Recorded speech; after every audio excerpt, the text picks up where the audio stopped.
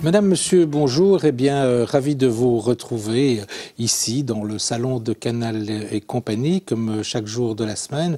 Vous le savez qu'ici au salon, eh bien, on a l'habitude tous les jours de recevoir des personnes qui nous viennent d'horizons différents et qui chaque fois nous apportent quelque chose. Eh bien, vous allez voir, une fois de plus, ce sera le cas aujourd'hui, puisque en deuxième partie d'émission, eh bien, j'aurai l'occasion d'accueillir deux personnes qui vont nous présenter un nouveau mouvement citoyen qui s'appelle Tout autre chose. Mais avant ça, j'ai le grand plaisir d'accueillir Fabienne Debroux. Bonjour Fabienne. Bonjour. Alors avec vous, on va parler de quelque chose dont j'avais entendu parler il y a déjà longtemps, mais d'une manière très très vague, donc vous allez pouvoir m'ouvrir l'esprit là-dessus.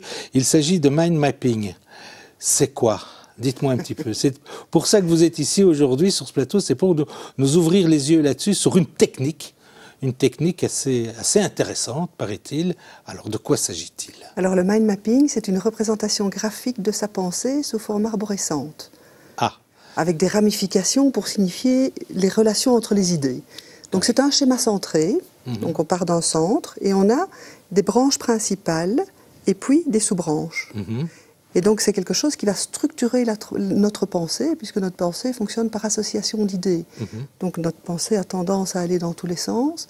Et en mettant ces idées sous forme de cartes, eh bien, on va directement les replacer sur les bonnes branches. Mais moi, quand j'ai envie de structurer mes idées, j'ouvre mon PC, je vais sur Word, et puis je fais chapitre 1, petit a, voilà, il y a ça, je dois penser à ça, et puis je fais ça. Généralement, ça marche.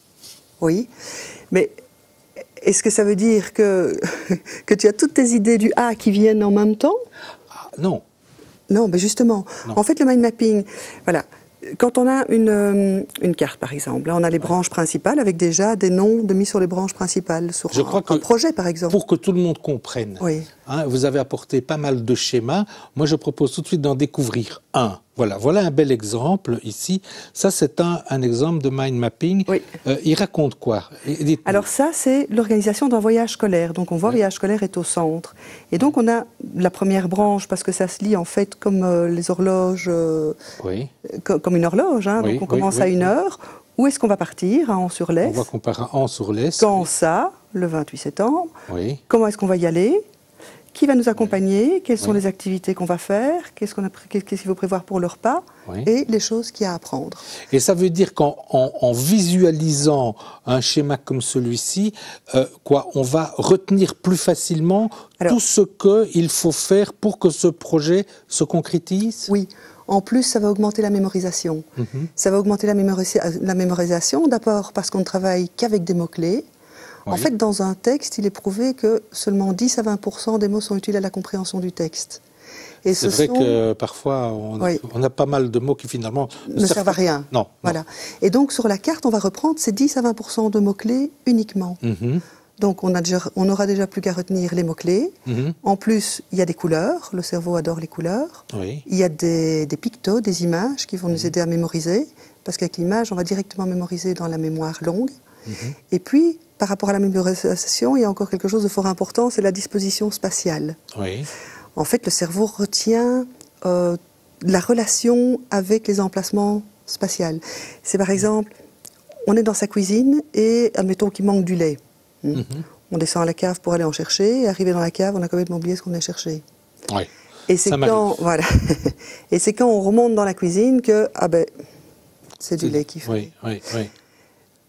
Qu'est-ce qui se passe en fait dans le cerveau? Dans le cerveau, poser la question.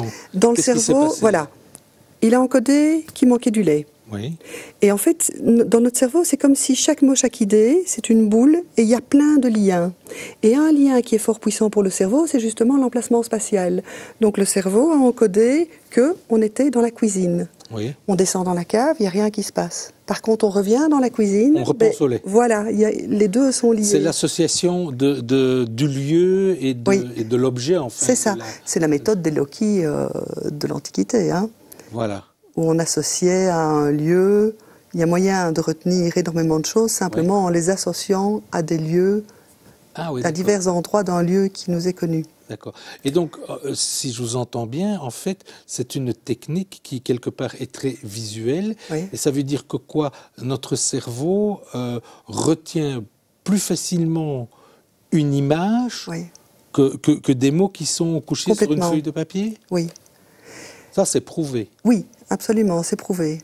Notre cerveau, d'ailleurs, il a 30% à peu près des neurones qui sont dédiés à la visualisation. Donc la visualisation est vraiment fort importante. Et c'est vrai qu'on dit souvent, un petit dessin vaut mieux que de longs discours, oui. etc.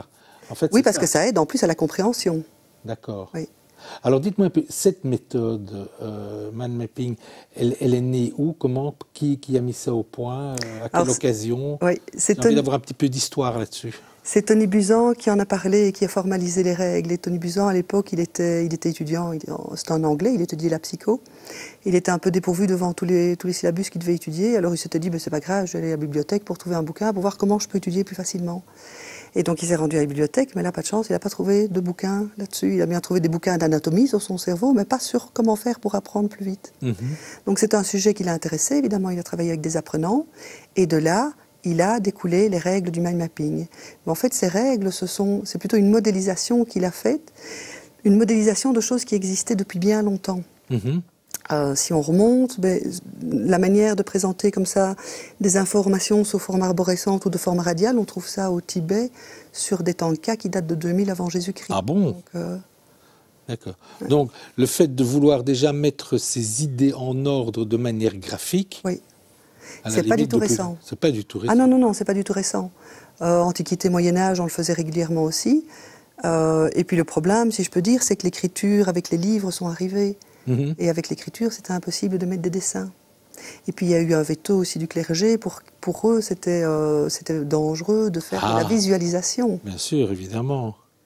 Alors, pour aller un petit peu plus loin dans cette démarche et pour l'illustrer, on a vu un premier schéma, hein, on va en voir d'autres. Voilà, on va peut-être justement passer vite en revue les schémas que vous nous avez apportés pour montrer quelques beaux exemples. Hein. Là, on est dans une réunion. Oui, en fait, c'est un gabarit pour réaliser des réunions. C'est ça. Donc on a au-dessus à droite la branche ordre du jour, hein, avec les différents points de l'ordre du jour. Et puis on a ensuite, chaque personne a sa branche avec une sous-branche à faire, avec quelles ressources et pour quel délai. Et ensuite, la branche en rouge, c'est une branche qui est valable pour tous. Et donc, en fin de réunion, une copie à tout le monde et chacun a exactement 2 branches à regarder. La sienne? La sienne, plus la branche pour tous. D'accord. Donc, si je vous entends bien, en fait, cette méthode sert, une fois qu'on a mis au point un schéma comme celui-ci, on s'en sert régulièrement. On ressort le même... cartes, oui, on peut. Ces cartes-là, on peut les réutiliser chaque fois. Oui. Donc ici, encore un autre exemple. Alors là, c'est un exemple d'une procédure de recrutement. Donc ce sont toutes les étapes à faire, c'est un genre de checklist, hein, toutes les étapes à faire quand on engage une personne. Et donc on le voit bien, la couleur est importante. La couleur est importante. Les formes sont importantes, oui. À mon avis. Là, ça a l'air déjà un tout petit peu plus complexe. Oui, c'est une description de fonction ici du responsable qualité. Donc dans une société, souvent il y a des descriptions pour chaque fonction. Et donc ceci c'est une carte qui représente la description du responsable qualité. Oui. Business plan. Un business plan. Avec le produit, la stratégie, les idées. Alors, là, on est dans quelque chose de plus, j'ai envie de dire primaire, mais c'est pas péjoratif. Oui, parce que c'est une carte manuscrite, évidemment. Donc on peut faire des cartes manuscrites ou des cartes avec un logiciel. Ce sont des enfants qui ont fait ça? Oui. J'avais 5 enfants à la maison, et il y en avait qu'un qui commençait à savoir lire et écrire, et je les ai branchés sur un projet. J'ai dit, OK, on va aller faire un feu au bout du jardin. Mais il y a une règle, et on va aller faire à manger autour de ce feu. Mais il y a une règle, c'est qu'une fois qu'on va au bout du jardin, on ne revient pas parce qu'on a oublié quelque chose. Donc il faut penser à tout. Voilà, il faut penser à tout. Et donc ils ont fait cette carte pour penser à tout. Mais ceux qui ne savaient pas écrire, ils ont dessiné. Et voilà, la carte était complète. Et c'était intéressant de voir comment rassembler des enfants d'âges différents sur un même projet. Bravo, oui, parfait. Alors ici, encore un autre exemple. Oui, ça c'est un exemple d'une liste de choses à faire. Hein. Ah oui, comme on en a beaucoup, voilà, pour la maison, j'ai été pour la famille. Voilà, j'ai telle chose à faire. Qui doit faire quoi? Pour les enfants, qu'est-ce que j'ai à faire? Oui, voilà. Et là, des règles à suivre. Oui, c'est une carte qui a été faite pour fixer des règles dans une famille. D'accord. On ne peut pas crier, voilà, on ne peut pas frapper. Oui. Par contre, voilà. Ça, c'est une autre réalisée. Avant de faire dodo, tout ce qu'il y a à faire avant d'aller au lit. Oui, voilà.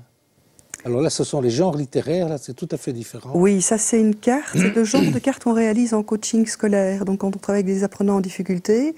Et là, on voit qu'il y a moyen de pousser la carte vraiment par rapport au lien de l'apprenant. Donc si on regarde la branche parabole, mais là, je lui ai demandé, parabole, ça te fait penser à quoi? Comment tu vas faire pour le retenir? Il me dit, une parabole, il y en a une dans le jardin chez le voisin. Donc on va chercher l'image d'une parabole. Ça permet de fixer l'idée, donc. Oui, et puis ça permet à l'apprenant de s'amuser, parce que quand il fait sa carte, il s'amuse. Ah, voilà. Ça, c'est vrai que c'est intéressant. Et alors là... Ça, c'est un autre exemple. Sur de l'histoire, un cours en néerlandais. Oui. D'accord. Et là, on est... Alors là, c'est un travail de groupe qui a été réalisé au départ d'un remue-ménage, d'un brainstorming. Donc on note des idées sur des post-it, et puis alors on vient les repositionner sur une carte. D'accord. Alors, quand je vois tout ça, une question me vient à l'esprit. On dit, bon, voilà, c'est pour tout à chacun, l'adulte, l'enfant, etc. Mais vous, personnellement, comment êtes-vous arrivé à cette technique? Puisque aujourd'hui, si j'ai bien compris, je le vois, vous êtes formatrice, donc c'est devenu un peu votre boulot. Comment c'est arrivé chez vous? Qu'est-ce qui a fait le déclic? Par hasard. C'est un ami qui m'a dit « Ah, j'ai été à une formation, ça t'intéresserait, c'est le mind mapping. » Ok, j'y vais. Et je dois dire que depuis le moment, ma vie a changé. Ma vie a changé parce qu'en fait... Professionnellement, vous étiez dans quel secteur avant? J'avais une société qui fait l'étalonnage de thermomètres et hygromètres. Oui, donc... Rien à voir. Et donc après cette formation, j'ai directement appliqué au sein de l'entreprise, dans ma vie privée et avec mes enfants quand ils avaient une difficulté scolaire. Et j'ai vu que pour les 3 domaines, ça marchait super bien. Donc vous avez été un pas plus loin. Donc oui, donc ça date, j'ai commencé dans l'année 2000. Oui. Et en 2009, j'ai eu l'opportunité de sortir de la gestion journalière de la société. Et donc là, j'ai décidé qu'il fallait que je parle de cet outil et que je le fasse connaître parce qu'il avait vraiment changé ma vie. Et donc, voilà, depuis 2009, je donne des formations, je fais du coaching scolaire aussi avec... Alors, donc justement, et vous donnez des formations à qui? Alors... Et pourquoi? Pourquoi, on a un peu compris, évidemment, pour remettre de l'ordre et pour pouvoir mémoriser les choses beaucoup plus facilement et que ça aille plus vite, mais à qui? Aux professionnels peut-être aussi, des directeurs d'entreprise par exemple. Alors c'est clair qu'il y a les sociétés et pas seulement les directions, il y a aussi les employés, des services complets. Et donc il y a toutes les sociétés, disons, et puis il y a tout ce qui est enseignement aussi. Je forme énormément d'enseignants à cette méthode. Et ils sont vraiment intéressés, ils font des choses super... Qu'est-ce qui fait que les enseignants soient peut-être plus demandeurs que d'autres dans ce genre de... Parce qu'en fait, les élèves adorent. Les élèves adorent. On remarque aussi qu'en général, les points augmentent avec cette méthode. Ils augmentent en général de 2 points sur 10. Les élèves sont plus attentifs, ils sont plus impliqués. Parce que quand un jeune fait une carte, quand on fait une carte, en fait, on est obligé de s'approprier le contenu, puisqu'on travaille avec des mots-clés. Donc ça veut dire qu'un jeune, s'il fait par exemple une synthèse d'un cours avec cette carte, il faut qu'il s'approprie carrément son cours pour être capable de refaire une carte. Oui, tout à fait. Et il fait l'exercice supplémentaire. Et il fait l'exercice supplémentaire, voilà. Synthétiser tout de suite. Oui, donc, et voilà. Il participe, il est complètement actif quand il fait ça. Alors moi je remarque qu'il y a un moyen comme ça de les remotiver aussi, surtout avec l'outil informatique. Oui. Parce qu'ils adorent faire les cartes avec un logiciel. Est-ce que ça aide aussi le professeur dans son travail à lui? Oui, ça l'aide pour préparer un cours, pour le présenter. Oui, absolument. Et au niveau des élèves, est-ce que tous les élèves sont réceptifs à ce genre de méthode? Les premiers de classe, par exemple, est-ce qu'ils n'ont pas tendance à dire « ouais, bon, ça va, mais moi j'ai compris, je retiens facilement, j'ai pas besoin de noter sur un papier, de faire des petits dessins ». C'est un peu péjoratif ce que je dis. Hein, mais... Non, mais c'est exact, c'est ce que je remarque. Parce qu'en fait, les premiers de classe, ils n'en ont pas besoin. Faire une carte, c'est leur demander un effort et du temps supplémentaire, donc c'est une perte de temps, ils ne vont pas le prendre. Donc c'est une technique qui est plutôt, qui va plutôt aider, on va dire, surtout les élèves qui sont peut-être un peu en difficulté. Alors, ce que je remarque, c'est qu'au plus l'élève sera en difficulté, au mieux il va prendre la méthode. En général, je vois que sur une classe, il y a 70% des élèves qui prennent la méthode. Oui, allez-y. Par contre, pour les adultes, là, je vois que c'est plutôt 90%. Ah oui. Une fois qu'un adulte ou qu'un enfant a maîtrisé la méthode, est-ce qu'il a tendance à l'utiliser souvent? Est-ce que ça devient un outil régulier et quotidien? Souvent, quand on s'y met, on ne sait plus s'arrêter.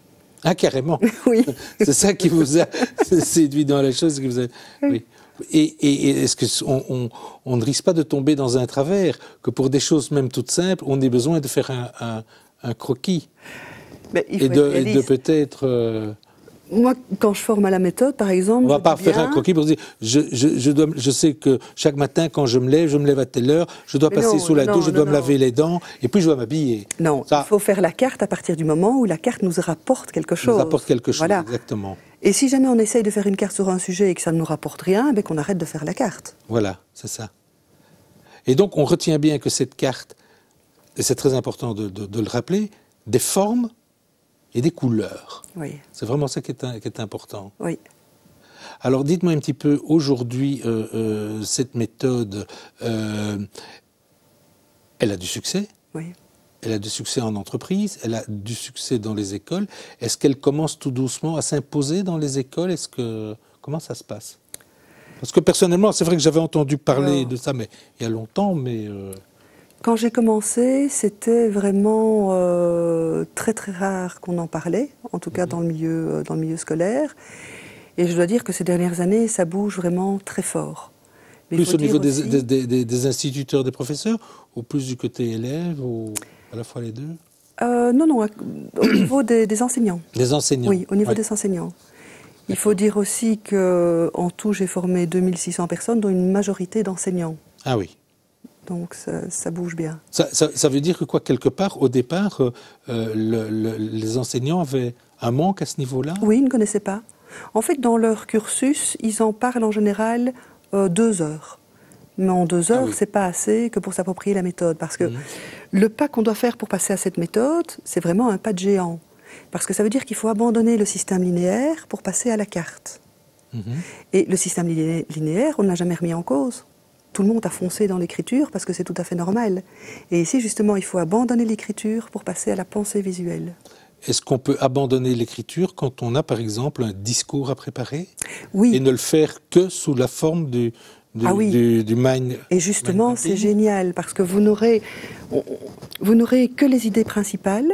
Oui. Vous aurez toute la structure, vous avez une vision globale. Si au dernier moment on vous dit « Ah ben non, finalement c'est pas 20 minutes que tu as, c'est 15 », ok, ben vous barrez, hop, j'enlève ça, j'enlève ça, j'enlève ça.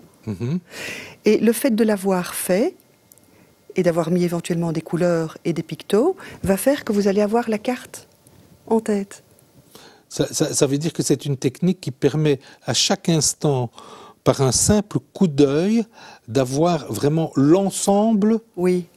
On restitue à la seconde même l'ensemble de ce qu'on doit dire peut-être, ou faire. Parce qu'en fait, quand le cerveau voit une image, et la carte peut être considérée comme une grande image, il l'appréhende directement. Il appréhende toutes les informations de l'image en même temps. C'est extraordinaire. Ah, je trouve.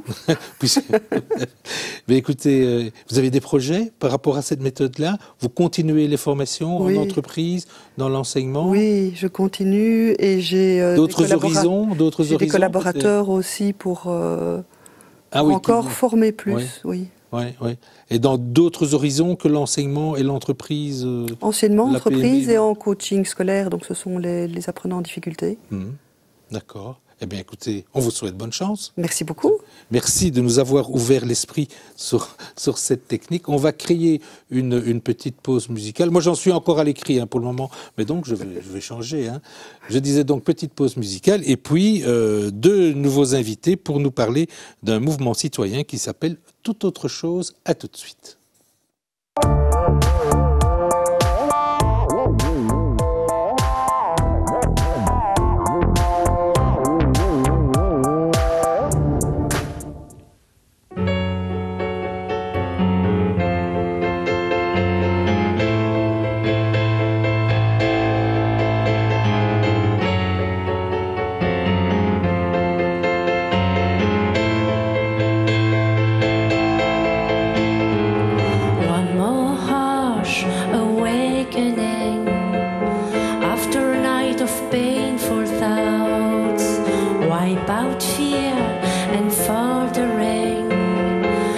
twisted acting as I am.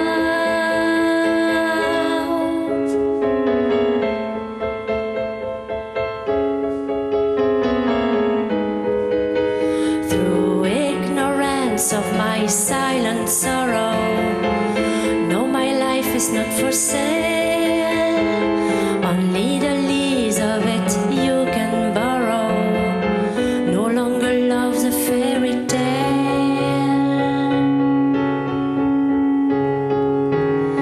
Far too long, sunk too deep, left alone, broken sleep, tragic love through my veins, saddest sorrow, feel the pain.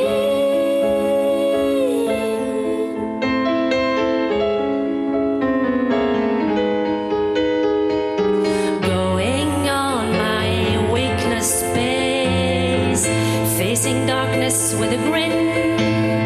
The words you slap in my face hurt like clothes you stuck me in.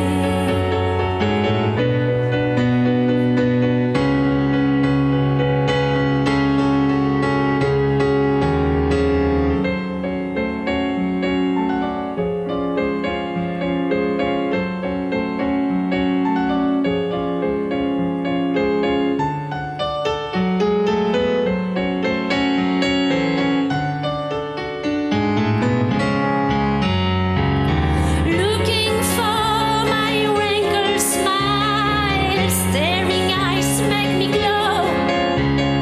Pull me down to the final mile, hope forever make it blow. Far too long, sunk too deep, left alone, broken sleep.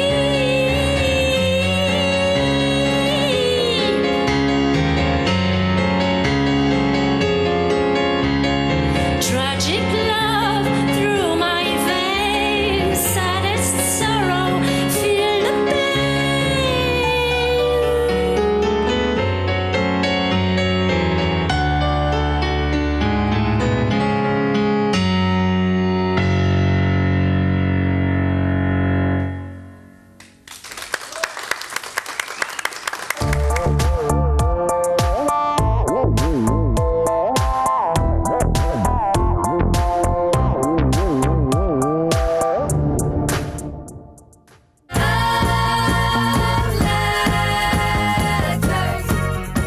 Voilà, et bien, deuxième volet de Canal et compagnie aujourd'hui, avec deux nouveaux invités que je vais vous présenter tout de suite. Alors, à mes côtés, j'ai Catherine Barraud, bonjour. Oui, bonjour. Vous êtes psychothérapeute, Oui. de formation, et dans la vie courante, Oui. bien sûr.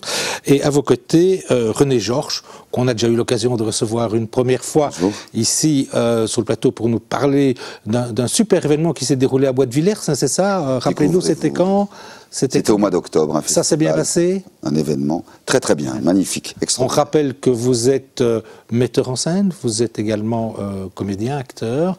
Alors, si vous êtes ici tous les deux aujourd'hui, c'est pas pour parler de psychothérapie, c'est pas pour parler véritablement de votre métier de metteur en scène, mais c'est pour nous parler d'un mouvement, un tout nouveau mouvement citoyen qui est né à Namur il y a 3 mois, à peu près. Ah. Un peu. À Namur, un peu moins, peu même moins, pas 2 non. mois. Hein. Oui. Voilà. Oui, Et qui oui. s'appelle Toute autre chose. Voilà, qui est né du côté francophone Fun. il y a un peu plus de 2 mois et demi. Voilà, Un peu qui s'appelle plus de 2 Toute mois et autre demi chose, oui. au niveau francophone. Et c'est quoi ce mouvement citoyen, toute autre chose? D'abord, qu'est-ce qu'on revendique et pourquoi ce mouvement est né? À quelle occasion? Ce mouvement est né en fait parce qu'il repose sur un besoin. Les gens ont un besoin de comprendre cette austérité qui nous arrive, qui touche toutes les couches de la population et qui met les gens dans un sentiment de perte de sens et de peur aussi, de ne pas pouvoir agir sur le... révolte aussi peut-être? Une révolte, non, une envie de comprendre en fait. Oui. C'est un discours dominant qui est un discours basé sur l'austérité. Tout le monde fait un peu profil bas, on doit tous faire des efforts pour comment dire, combattre cette crise. Oui. Et on a l'impression qu'on ne sort pas de ce discours de la crise. Et la crise, pour moi, elle a bon dos. Et on oublie de vivre ensemble, on oublie de rêver, on oublie d'être créatif, on oublie d'imaginer le futur parce qu'on est prisonnier par un discours qui est un discours qui tourne toujours autour de cette austérité. Ça veut dire quoi? Que c'est un mouvement qui, quelque part, veut redonner un peu une certaine lumière, un peu de bonheur aux citoyens? Les alternatives sont là, à portée de main, et toute autre chose est là pour guider les gens vers des alternatives qui existent, et vers un tout autre monde qui reste toujours et encore possible. Catherine? Oui. Dites-moi, vous voulez rajouter quelque chose? Oui, par rapport à votre question, je me dis l'aspect qui vraiment me paraît nouveau et assez porteur, c'est l'idée que, tout en n'étant pas un mouvement politique, donc vraiment c'est pas un nouveau parti politique qui se crée, toute autre chose veut vraiment rassembler des gens qui sont à la fois avec un sentiment d'avoir envie de faire quelque chose, d'avoir envie de comprendre autrement, mais qui sont un peu peut-être écrasés par un sentiment de solitude, un sentiment d'impuissance parce que on nous dit que les choses sont comme ça, qu'il faut de l'austérité, qu'on n'a pas le choix, que c'est la crise, etc. Et donc l'idée, c'est vraiment de voir comment on peut se rassembler et puis se poser ensemble des questions, essayer de comprendre autrement, essayer de rêver peut-être ensemble, mais aussi agir. Et l'idée de sortir du sentiment d'impuissance et de la solitude, donc arrêter vraiment de baisser la tête et de se sentir un peu écrasé. Voilà. C'est comme ça, c'est la crise, il n'y a rien à faire, tant pis c'est comme ça. Voilà. Vous ne voulez plus entendre ça. On n'en veut plus. On n'en veut plus. On n'a plus envie de vivre nos journées comme ça. Alors dites-moi un petit peu, on vient de dire que donc ce mouvement est né il y a grosso modo entre 3 petits mois à peu près dans la partie francophone du pays, mais est-ce que c'est un mouvement qui, quelque part, se vit également chez nos voisins néerlandophones? Évidemment, je dirais qu'il y a un mouvement en Flandre qui s'appelle Hart boven Hart, le cœur plutôt que la dureté, et qui est né suite aux suppressions de subsides assez énormes que les artistes flamands subissent pour le moment, et il y a eu une réaction collective des artistes. Au départ, c'est ça. Et puis très très vite, ça a bifurqué au niveau de l'associatif, donc, et ça a été énorme, comme du côté francophone aussi, c'est-à-dire ils sont pratiquement à 16 000 signataires maintenant, avec 1000 associations qui ont rejoint le mouvement Hart boven Hart. Nous sommes à un peu plus de 12 000, pratiquement 12 000 signataires, avec 115 associations. Ça, c'est important de le dire. Oui, dites-moi un peu. Oui. C'est-à-dire que c'est communiquer aux gens que les alternatives existent, et souvent, ce sont des associations qui travaillent sur le terrain, des citoyens qui font preuve d'initiative d'une manière locale aussi, et qui démontrent par leur pratique, par leur action, qu'il y a un tout autre monde qui est là, à portée de main, et qu'on pourrait vivre autrement, et réinstaurer plus de justice sociale, plus d'équilibre, plus de solidarité, un mieux vivre ensemble, et de communiquer aux gens ces bonnes pratiques, en fait, qui sont là à portée de main. Mais en communiquant ce genre d'idées aux citoyens lambda, est-ce qu'il ne va pas vous répondre que c'est utopique et que vous êtes des doux rêveurs? Au XIXe siècle, les gens qui voulaient éradiquer l'esclavage partout, on les traitait aussi de doux rêveurs. On leur disait, les choses sont comme ça, si on arrête l'esclavage, ça va être une catastrophe, tout va partir à volo. Quand on a proposé le droit de vote aux femmes, c'était aussi des femmes très utopistes. On disait, mais qu'est-ce qu'elles vont faire? Elles vont rien comprendre, elles vont voter quoi? Tout à fait. Et donc je pense que les citoyens se posent des questions, qu'ils prennent leurs responsabilités, qu'ils aillent du côté de l'information, du côté de ne pas s'en laisser compter, ça me paraît pas du tout être une utopie, et ça me paraît être un moyen quand même assez positif d'aller vers quelque chose de constructif. Parce que toute autre chose ne se veut pas, en tout cas, c'est comme ça que moi je le vis, ça ne se veut pas non plus un mouvement qui va passer son temps à dire non, non, non, non, on ne veut pas ceci, on ne veut pas cela. On veut vraiment il faut faire des choses, comprendre, proposer, agir. C'est vraiment sortir de l'impuissance. Et ça, Et ce que je veux dire aussi, ce n'est pas un mouvement clé sur porte. Nous ne sommes pas un mouvement qui venons avec des solutions. Voilà. Et il y a une phrase qui pourrait résumer toute autre chose. On dit, vous, c'est nous, c'est vous. C'est-à-dire que c'est le mouvement qui crée l'énergie. C'est-à-dire cette énergie, elle est globale. C'est que tout le monde puisse créer ce mouvement, s'approprier ce mouvement. Et là, on peut parler des locales, c'est-à-dire tout le monde peut créer une locale. Il y a des balises qui existent, une dizaine de balises avec des thèmes qui permettent de baliser le terrain pour que nous soyons dans quelque chose qui a à voir avec la démocratie, une réelle démocratie telle qu'on en rêve. Et en même temps avec des enjeux très concrets à l'intérieur de ces balises, puisqu'elles sont expliquées. Et puis il y a des vœux. Et ce sont des vœux qui reposent sur un besoin collectif. Évidemment, les gens ont envie de vivre mieux, d'une manière plus multiculturelle, qu'il y ait une justice fiscale mieux adaptée à la réalité des gens, qu'il y ait plus de chômage, qu'il y ait de la solidarité. Tout le monde veut ça. Personne n'a pas envie de vivre dans un monde solidaire ou dans un bunker. Et non, les gens veulent se rencontrer, veulent être heureux. On a le droit aussi à être heureux, ça veut dire par là que les gens qui commencent à adhérer à votre mouvement, quelque part, ils se disent quoi ? Ouf, voilà des gens avec qui je vais pouvoir finalement faire quelque chose ? Oui, parce que c'est un mouvement où il y a des citoyens, donc n'importe qui peut aller sur le site, signer, et vraiment signer l'appel. Ça veut dire tout de suite faire partie de toute autre chose, en disant je suis d'accord avec ces 10 balises. Et il y a aussi des associations, donc des associations comme Oxfam, comme donc des grosses associations internationales, mais aussi des associations très locales, comme des associations de paysans, artisans, ici sur la province de Namur. Et vous avez comme ça des niveaux d'associations, des grosses associations, et puis des toutes petites, très locales. Voilà. Comme dans la population, vous allez avoir parmi les citoyens des jeunes, des vieux, des hommes, des femmes, des parents, des jeunes, des petits ruisseaux qui font les grandes rivières. Et voilà. Et l'idée, c'est vraiment que se rassembler, c'est être plus fort, parce que changer quelque chose tout seul à un système dans lequel on vit, c'est vraiment à partir de nous, mais ensemble qu'on va pouvoir le faire. Alors, on va continuer à parler de ce mouvement. On va créer une toute petite pause, si vous voulez bien. On va rêver quand même aussi, puisque nous allons retrouver notre bricoleur fou qui s'appelle Victor Poussin. Ah oui. Ah voilà. René qui dit ah oui, là, qui aujourd'hui, écoutez bien, il va vous donner un truc pour emmener vos poissons en vacances. On regarde ça et puis on se retrouve tout de suite pour la suite de notre entretien avec ce mouvement citoyen tout autre chose.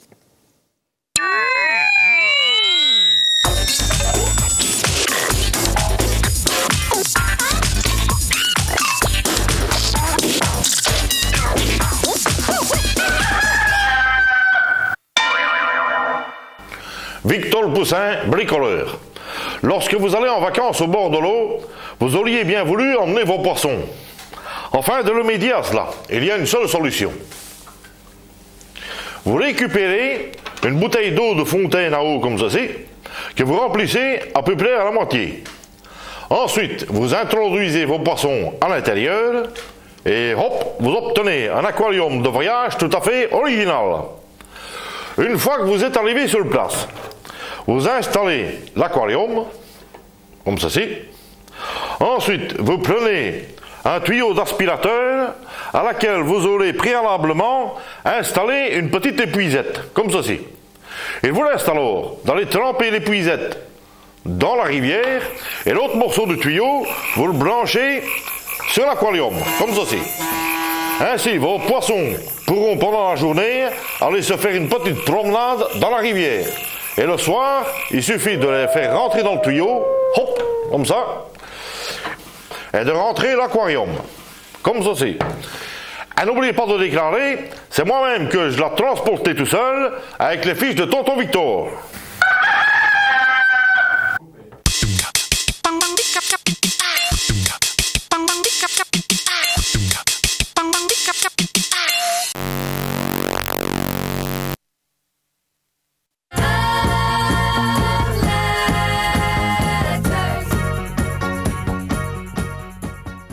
bien voilà où amène le rêve, hein, parfois. Alors revenons-en donc à notre mouvement citoyen, toute autre chose. On a vraiment bien planté le décor, et on a parlé de toute cette réflexion, mais évidemment que ça va au-delà de la réflexion, et c'est de ça qu'on va parler maintenant, parce que il y a déjà plein de choses très concrètes qui ont été faites et qui vont être faites, et c'est pour ça aussi que Namur est important, non? Oui, bien la locale est une énorme surprise. Il y a plusieurs locales, hein. Oui. À Liège, à Charleroi, à Bruxelles, à Saint-Gilles, Oui. dans la région Wapi, Tournai, Louvain-la-Neuve, et une qui vient de s'ouvrir maintenant dans la province du Luxembourg. Est-ce qu'on a une idée justement du nombre de gens? Qu'est-ce que ça fait comme masse de citoyens, tout ça? Sur la locale, par exemple, de Namur? Non, sur la totalité au niveau francophone. Si on met toutes les locales les unes... Ça représente des milliers de personnes. Les 12 000 signataires. 12 000 signataires. Maintenant, au niveau des locales, chaque local peut développer ses priorités, ses actions, Oui. peut s'approprier le mouvement et mettre en place une méthodologie propre, Oui. en étant bien entendu largement inspiré, en communiquant en réseau par exemple, avec le global. Il y a une volonté d'être horizontal aussi, ça c'est très important. On fait tout pour ne pas être vertical. D'accord. Donc il n'y a pas il y a des porte-paroles. Il n'y a pas le grand chef au-dessus avec, voilà, ça c'est le grand défi de toute autre chose, même s'il y a des cellules de pilotage, des cellules de méthodologie, de réflexion, une cellule de démocratie, mais chaque local, nous on va peut-être parler de Namur, va développer avec des gens qui vont travailler d'une manière un peu plus intensive, parce que si on va sur le site, on peut s'impliquer de 36 façons différentes. On peut s'impliquer beaucoup. On va donner le site tout de suite. De toute façon, c'est www.touteautrechose.be. Voilà. Et le site repassera déjà tout à l'heure. Alors, justement, Catherine, parlons un petit peu justement de Namur. Oui. Qu'est-ce qui s'est déjà fait à Namur au niveau du mouvement, très concrètement? À Namur, ça a démarré assez vite parce que en décembre, donc c'est vraiment peu de temps après le lancement du mouvement Tout Autre Chose, il y a eu une proposition de participer à une action en lien avec l'exclusion du chômage de milliers de personnes. Hein, c'est l'action 31 500. Et on s'est retrouvé à plusieurs personnes de Namur à participer à cette action, grâce à Tout Autre Chose qui rassemblait un peu les bonnes volontés. Et puis, on a eu une première réunion avec des gens qui étaient intéressés via le site de se rencontrer. Et on a eu alors... la première assemblée générale. Une première assemblée générale namuroise. C'était une surprise, ça, pour vous, cette première assemblée. On s'attendait à une trentaine de personnes. Il y avait 180 personnes, ou un peu plus même. C'est-à-dire, c'était au Théâtre Jardin Passion, magnifiques, qui sont solidaires avec le mouvement, comme Esperanza d'ailleurs aussi, sur Namur. Et c'était bourré de monde. Et on a communiqué, évidemment, ce qui était tout autre chose face à des citoyens, des gens, de l'associatif, parfois même, il y avait même des syndicalistes qui étaient là, et qui voulaient avoir des renseignements. Certains étaient bien au courant, certains avaient signé, d'autres pas, parce que c'est ça aussi. Et puis ces citoyens se sont exprimés aussi. Oui, absolument. C'était très passionnant. Et c'était ce genre de message que vous entendiez et que vous attendiez du citoyen. C'est-à-dire, ras-le-bol, maintenant il faut bouger, c'est ça. Comment vous allez le faire? Qu'est-ce que vous proposez? Et là, on a commencé à se dire, qu'est-ce que nous allons faire? C'est-à-dire, vous, c'est nous c'est vous. D'accord. C'est le nous qui est important. Et ensuite, après ça, très rapidement, parce que ça va très vite, il faut savoir que, essentiellement, je veux dire, au niveau de... C'est un mouvement où il y a beaucoup de jeunes dedans. Oui.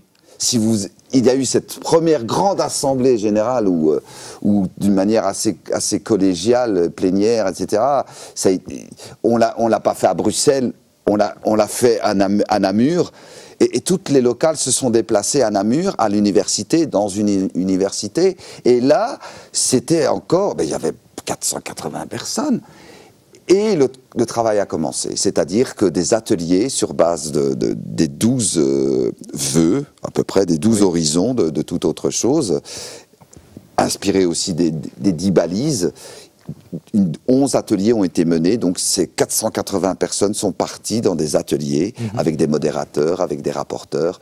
Et on parle un tout petit peu de ces ateliers, Catherine, on peut peut-être donner des exemples d'ateliers? Oui, alors par exemple il y avait un atelier sur un travail digne, donc c'est chaque fois l'idée de qu'est-ce qu'on veut, vers quoi est-ce qu'on voudrait aller, et puis dans un deuxième temps, comment est-ce qu'on va faire pour y aller? Oui, parce qu'il faut s'engager, parce qu'il faut bouger, il ne faut pas dire qu'est-ce que vous allez proposer, qu'est-ce qu'on pourrait faire, non, c'est qu'est-ce qu'on va faire, qu'est-ce qu'on va faire pour que ça change. Et qu'est-ce qu'on est déjà en train de faire maintenant, rien qu'en se rassemblant, mais qu'est-ce qu'on va continuer à faire en proposant des actions. Et ça peut être des actions très individuelles, locales, en disant moi, sur mon lieu de travail, non. Finalement, en ayant parlé avec d'autres, je n'accepte plus d'être disponible sur mon mail le week-end quand je suis à la maison avec mes enfants. Ça peut être des choses très personnelles. Très personnelles, mais ça peut être des choses beaucoup plus globales. Oui, voilà. Mais si 500 personnes se disent « Ah, mais non, moi, j'accepte plus ça », et je dis à mes collègues de plus l'accepter non plus, ça peut vite aussi faire une traînée de poudre. Une traînée de poudre, et ça peut peut-être déboucher, pourquoi pas, beaucoup plus tard, sur une loi, pourquoi pas. Voilà. Et puis... interdit de... Voilà. Il peut aussi y avoir des actions beaucoup plus structurées, beaucoup plus collectives, en disant, par exemple, il y aura la grande parade qui va être plus une manifestation très joyeuse, on en parlera plus tard. Ouais. Mais il y a aussi, par exemple, bientôt une journée, je ne retiens pas les dates, René, tu vas peut-être m'aider, mais pour la justice fiscale, par exemple. Oui. C'est le 12 avril. Le taxe des justices, je ne sais plus comment ça s'appelle. Un autre exemple peut-être, René, d'atelier peut-être que vous avez vécu. Au niveau de comment parce que c'était important, comment une locale agit dans le global, comment le global s'inspire de la locale, quels sont les besoins d'une locale, quels sont les besoins du global, et comment, ensemble, on réfléchit à une méthodologie, et qu'on mette des lignes de démarcation pour que chacun puisse s'approprier et garder cette liberté de créativité. Alors vous disiez qu'il y avait beaucoup de jeunes dans ces mouvements, mais des jeunes qui viennent de tout horizon. Dites-moi, tous les milieux sociaux. Je veux dire, on a aussi bien, l'étudiant, le jeune travailleur, le jeune chômeur, malheureusement, Alors, le riche, le moins riche, le pauvre. Dans l'assemblée namuroise, la première namuroise qu'on a fait, il y a eu un petit test pour voir qui était fonctionnaire, qui était étudiant, qui était chômeur. Et on avait chaque fois des gens. Donc il y avait toutes sortes de personnes, y compris des petits indépendants, parce que parfois on se dit, c'est un mouvement, on va retrouver surtout des syndicalistes, des gens qui sont déjà militants.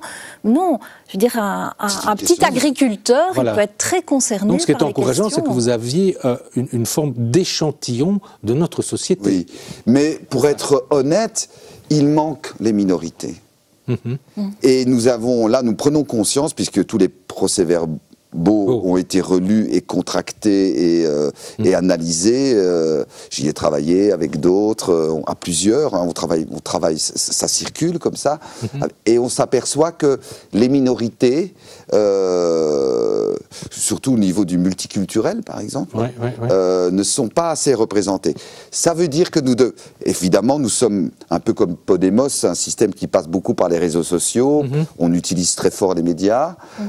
On s'aperçoit en interne que la meilleure façon de communiquer sur toute autre chose, c'est le bouche à oreille et c'est de parler avec les gens. Donc nous allons aller vers les minorités et surtout les inviter à nous rejoindre parce que comment dire, notre pays est ici,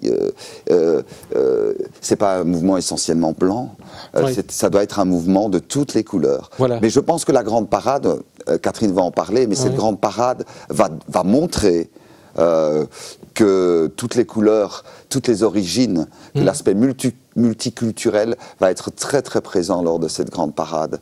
Donc voilà, c'est des étapes à passer, mais là, ce qui est important au sein du mouvement, c'est la prise de conscience, des manques aussi. Ok. Alors ce que je voulais aussi rajouter, parce que vous me l'aviez dit là tout à l'heure, et il me semble que c'est important de le redire, c'est que ce n'est pas un mouvement qui est contre tout, puisque vous n'êtes pas contre certaines choses qui se font déjà en politique et par d'autres partis, etc., des choses qui ont été mises en place. Ce n'est pas un mouvement destructeur, bien sûr. Non. Je crois qu'il faut faut insister là-dessus. Hein? C'est construire un tout autre monde. Et ce tout autre monde est possible. C'est de dire aux gens qu'ils peuvent prendre leur destin, leur vie, qu'ils ont droit à l'imagination et à construire un tout autre monde. De toute façon, si nous ne faisons rien, le monde se transformera, quoi. Même si nous ne faisons rien. Autant se préoccuper et de renvoyer aussi aux gens la valeur qu'il y a ici. Et la valeur, elle passe par l'humain, elle passe par le citoyen.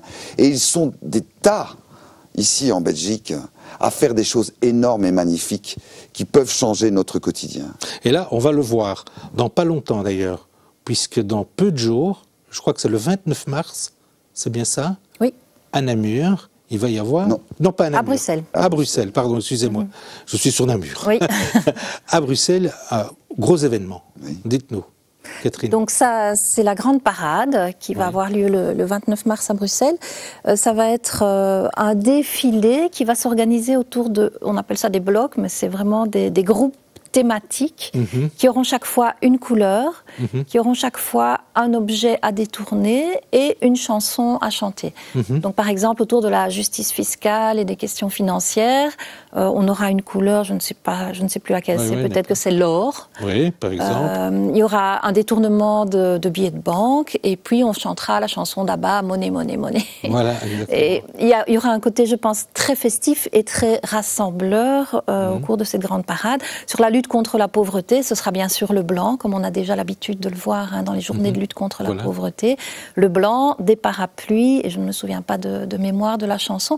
Mais donc il va y avoir vraiment la possibilité de vivre aussi les choses avec de la joie et pas seulement en se disant « Ah là là, qu'est-ce qui nous arrive encore ?»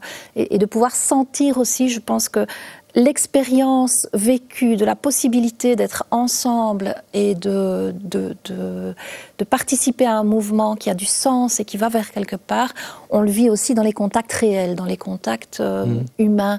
Et à ce niveau-là, dans l'assemblée qu'on a eue à Namur, on a vraiment eu des très chouettes rencontres. On sent que les gens disent « Ouf, enfin quelque chose », ouf, enfin, et qui sont heureux. J'ai vu les gens heureux, c'est ça. Les gens, beaucoup de sourires.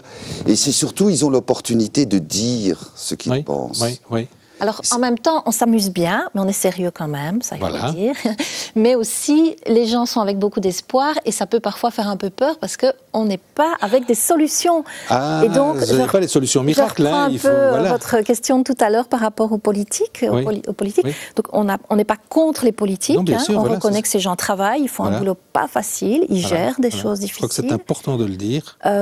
Mais on voudrait aussi que dans un univers le plus démocratique possible, on reprenne conscience que la démocratie, c'est nous qui la faisons, que les politiciens, ils ont beaucoup d'influence, ils ont beaucoup de gens qui viennent avec des discours techniques, qui viennent avec des théories ou des regards très au-dessus, et que si nous, comme citoyens, on a envie d'avoir aussi parfois d'autres politiciens, c'est à nous de les fabriquer en allant au conseil communal, en posant des questions, en n'ayant pas peur de poser une question un peu idiote. Que le citoyen prenne ses responsabilités, finalement. Bien sûr. Le conseil communal, il existe. Bien sûr. C'est démocratique.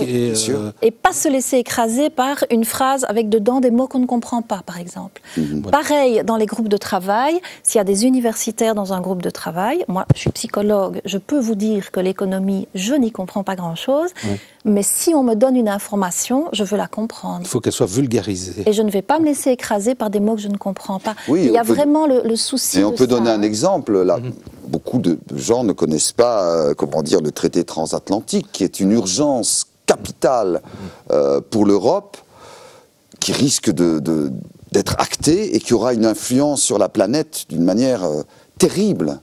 Donc on est conscient, il y avait un atelier lors de cette première grande assemblée générale sur l'urgence de communiquer au plus grand nombre ce qui risque de se passer avec ce traité transatlantique.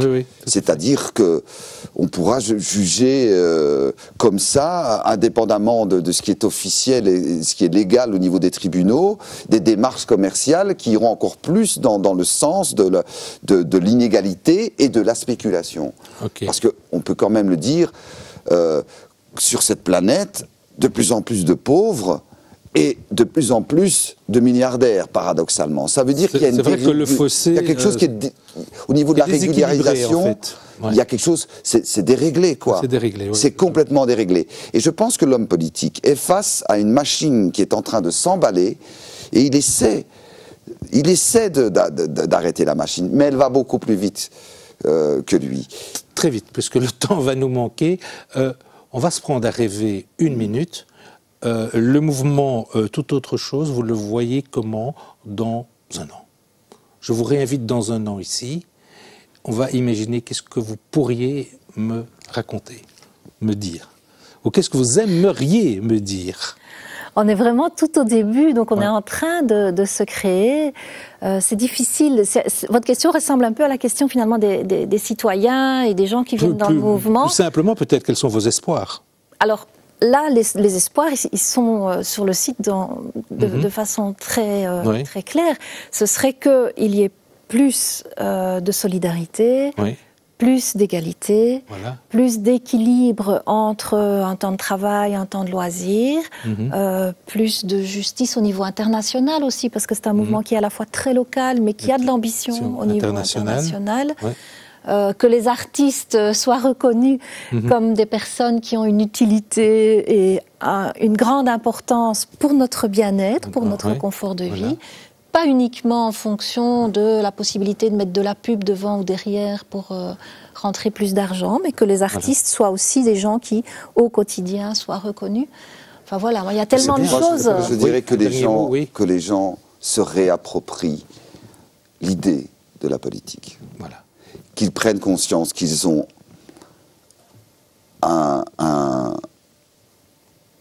lien intime avec la politique et que c'est les gens, les citoyens qui font la politique et qui font qu'il y a des hommes politiques qui se retrouvent à des places pour décider certaines choses, mais qu'il y ait une meilleure conversation entre l'homme de la rue et le politique.